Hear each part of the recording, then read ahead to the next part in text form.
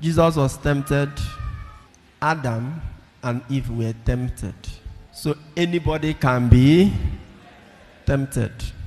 And how dare you? Temptation. How does the devil tempt us? A woman got fed up with a husband. The husband was a drunk. The man was always getting drunk. And you know that when a man gets drunk, you know he's a menace. Difficult to live with such people. The woman had talked, and there was no headache. So she decided to report the man to the parish priest. And the parish priest sent for the man, and the man came. And the priest tried to reason with the man, talk to him. At a point, the man was combative. Everything the priest said, the man had an answer. The priest told him it is not good. Alcohol is not good. Wine is not good. Stop drinking beer. And the man said to him, Father, if alcohol is not good, why did Jesus turn water into wine? So that was an argument for priest. Priest kept looking for a way. Then eventually, the priest told him that, listen, the problem is not even drinking. The problem is getting drunk. So if you know you cannot take normal drink and be normal, stop drinking at all. So at that point, the man became sober, silent, and it's like the thing touched him. And then he was silent for a while, and then he looked up to the priest. And the priest was like feeling like, oh God, thank you. At least you are not touching this man. And the man said, Father, it's not my fault too. It's the devil's fault. And Father said, yes, it's the devil's fault. The man said, yes. Well, Father said to him, whenever the devil comes and tempts you, say to him, get behind me, Satan. The man said, Father, that is where the problem is. Every time I say, get behind me, Satan, he will go behind me and then push me into the bar. And then I start drinking. Have you seen somebody committed an atrocity and when the person was out, he say, it is the devil? Have you not heard that before? Even you sometimes have given yourself that excuse. It is the devil. Now, does the devil push us? Does he push anybody? Some of you say, oh, is the devil, he pushed me. The devil does not push nobody.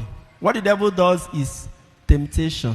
Understand temptation with seduction, enticement. Use the word seduction for temptation. The devil does not push you. The devil tempts you. Why did Jesus defeat the devil and Adam and Eve could not? Same temptation. Jesus did not fall. Adam and Eve failed.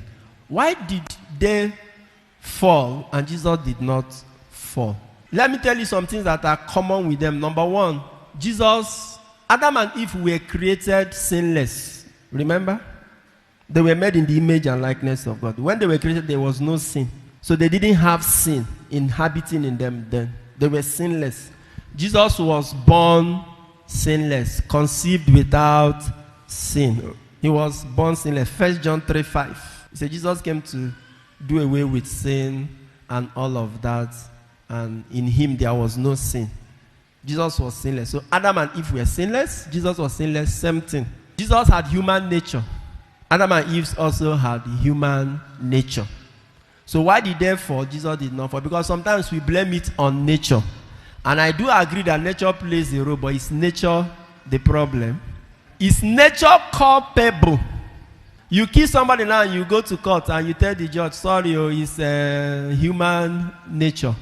The judge will punish human nature. Who will the judge punish? Who will the judge punish? You, the person. So there is a difference between personality and nature. All of us share the same human nature, but all of us have different personality. Human nature tempts all of us. Subject. The Bible says he was like us in all things, except what? Sin. In other words, the desires you were born with, the cravings, the propensities. You could also say he could also be tempted. That's why the devil went to tempt him. In the flesh, you can be tempted. The only person that cannot be tempted is God. But this is now God in the flesh. So he's subject to what people in the flesh go through. Your nature can never be different from another person's nature. It's your personality. So if somebody is doing what another person is not doing, it is not a problem of nature. It's a problem of what? Personality. Why did you slap your wife? She talks too much. But Mark's wife also talks too much. Why has Mark not slapped his wife? It's not nature. Or you say, a father, sorry, it's human nature. She talks too much and then my nature reacts. This man too has the same nature like you, but he doesn't slap. The scorpion and the fish, they were friends. And the scorpion wanted to cross the river. He begged the fish. Fish say, I no go carry you, you go stink me. He said, no, na haba. How you are my friend? Please just cross me over. After much hustling, the fish agreed, came close to the bank, scorpion climbed, and the fish was swimming. They were talking just close to the other bank. As he was about to drop all this, the scorpion stung the fish. And the fish was distraught and said, what is the meaning of this? I knew you would do this. That's why I told you I don't want to do this and all that. The fish was really angry. And then the scorpion became contrite and said, I am sorry. I didn't know when I do it. It's in my nature. It's my nature to sting. Some people are thinking like the scorpion. Your personality. That's why on the last day, God will not hear about nature. It's the person that he will be judging.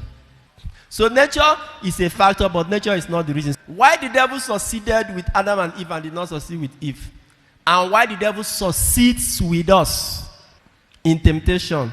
These 4 factors. Number 1, desire. Everybody say desire. Number 2, capacity. Everybody say capacity. Number 3, opportunity.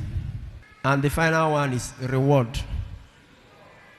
These are the things the devil uses to tempt us. And if you want to overcome temptation and overcome the devil's antics, you must study these things as it affects you and work on them. Sign up with the largest community of Catholics online. Meet new friends, chat, post pictures and videos, make and receive audios and video calls, interact with lots of priests and religions. Download the app from Google Play Store.